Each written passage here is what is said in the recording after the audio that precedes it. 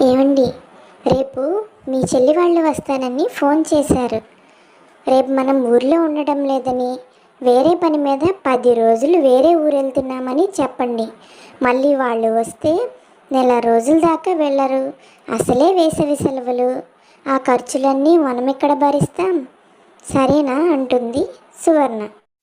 అదేంటి సువర్ణ, వాళ్ళు వచ్చేదే సంవత్సరానికి ఒక్కసారి కదా. ఎందుకని అలా చేస్తున్నావు? నీ పిసినారితనంతో కడుపు నిండా తిండి, కంటి నిండా నిద్ర కూడా లేకుండా చేస్తున్నావు. కనీసం ఫ్యాన్ కూడా వెయ్యవు. ఆరు బయట మంచం వేసి చల్లగాలికి నిద్రపోమ్మని చెప్తావు. అదంతా సరే, కానీ మా చెల్లి వాళ్ళు ఏదో పాపం అన్నయ్య దగ్గర ఒక 10 రోజులు ఉందామని వస్తే బంధువులను చుట్టాలను కూడా ఇంటికి రానివ్వవా? నువ్వు నీ పిసినారితనమును. అయినా నేను చెప్తే నువ్వెక్కడ వింటావులే. నాకు ఆఫీస్కి టైం అవుతుంది, నేను వెళ్ళిపోతున్నాను. ఆ తర్వాత సువర్ణ స్నేహితురాలు పద్మ సువర్ణ దగ్గరకు వచ్చి, సువర్ణ సువర్ణ నాకు నువ్వే సహాయం చేయాలి. చాలా అవసరం వచ్చి పడింది. 1,000 రూపాయలు కనుక సర్దావంటే నీ రుణం ఈ జన్మలో తీర్చుకోలేని. ఈ ఒక్క సహాయం చేసి పెట్టవే. నీ గురించి తెలిసి కూడా స్నేహితురాలనైన నాకు సహాయం చేస్తావని నీకోసం వచ్చానే. నా దగ్గర డబ్బులు ఉన్నాయి పద్మ, కానీ నేను నీకు ఇవ్వను. ఎందుకంటే నువ్వే కదా అన్నావు నీ రుణం ఈ జన్మలో తీర్చుకోలేనని. మరి నేను 1000 రూపాయలు ఇస్తే నువ్వు తిరిగి ఇవ్వవు కదా. అదే వేరే వాళ్ళకి ఇస్తే నాకు వడ్డీ డబ్బులు కూడా వస్తాయి. ఇంకా చాలు, నువ్వేం చెప్పినా నేను వినను, వెళ్ళిపో. ఇంతలో సువర్ణ అత్తగారు పల్లెటూరు నుంచి సువర్ణను చూడడానికి వస్తుంది. అదేంటి అత్తయ్య, చెప్పా పెట్టకుండా అలా వచ్చేశారు? ఏదన్నా ఊరెళ్తూ మధ్యలో మమ్మల్ని చూద్దామని ఆగారా? లేదా ఏదన్నా పని మీద పట్నం వచ్చి అలా కనిపించి వెళ్ళిపోదామని వచ్చారా? ఏంటి ఇలా వచ్చారు అత్తయ్య? కనీసం ఫోన్ కూడా చేయలేదు. అదేం లేదమ్మా, ఏ ఊరు వెళ్ళటం లేదే. నాకు ఆ పల్లెటూరులో ఆ వేడి గాలికి అస్సలు ఉండలేకపోతున్నాను.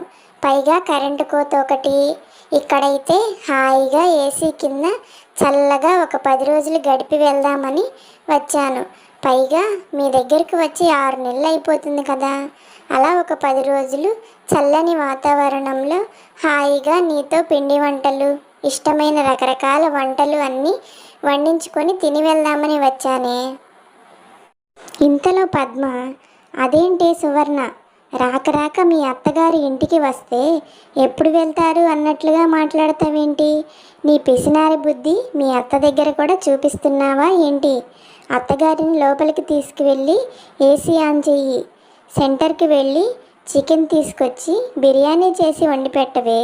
అత్తగారికి సేవ చేసుకునే అదృష్టం ఎంతమందికి దొరుకుతుంది అని మనసులో దీనికి బాగా అయ్యిందని నవ్వుకుంటుంది.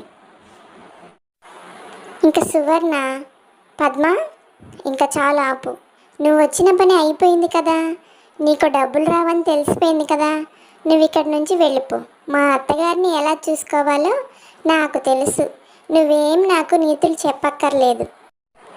ఏంటమ్మా సువర్ణ, ఏదో పిసినారిది అది ఇది అని ఉంటుంది ఆ అమ్మాయి నిన్ను. అయినా ఇంటికి వచ్చిన వాళ్ళని అలా మొహం మీదే ఇంట్లోంచి వెళ్ళిపోమని అనకూడదమ్మా. ఇంటికి వచ్చిన బంధువుల్ని ఎవరినైనా గౌరవించాలి. అది సరే, కానీ నేను ఉండాల్సిన రూమ్ ఏది? ఏ రూమ్లో ఏసీ పనిచేస్తుంది? చెప్పమ్మా, త్వర త్వరగా వెళ్ళి స్నానం చేయాలి. నేను వచ్చేసరికి వేడి వేడిగా జీడిపప్పు ఉప్మా రెడీ చేసి పెట్టు అని చెప్పి అత్తగారు అంటుంది. దాని సంగతి వదిలేయండి అత్తయ్య. అది సరే, కానీ మీరు ఇక్కడ ఉండటానికి వచ్చారు, నాకేం అభ్యంతరం లేదు. ఈ 10 రోజులు ఏసీ గాలికి హాయిగా అలవాటు పడతారు. నేను వండి పెడితే తినటానికి అలవాటు పడతారు. కానీ మళ్ళీ మీరు పల్లెటూరు వెళ్ళి పొలం పని చేయాలి. ఒక్కసారి ఏసీకి కనుక అలవాటయ్యామంటే వాళ్ళు ఇంకా జన్మలో పల్లెటూరులో పని చేయలేరు. మరి మన పొలాలు అవి ఇవి అన్నీ ఎవరు చూసుకుంటారు?